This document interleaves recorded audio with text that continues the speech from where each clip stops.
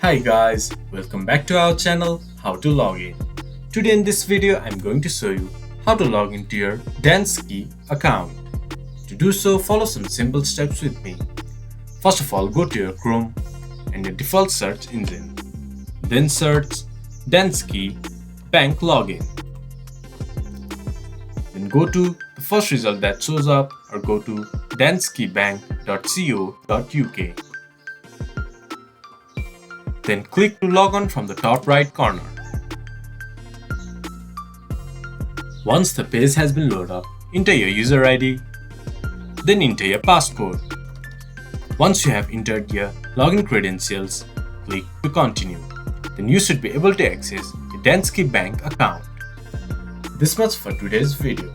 If you guys find our video helpful, please leave a like and comment. And do not forget to subscribe our channel and hit the bell icon. I'll see you guys again in our next video. Thank you for watching.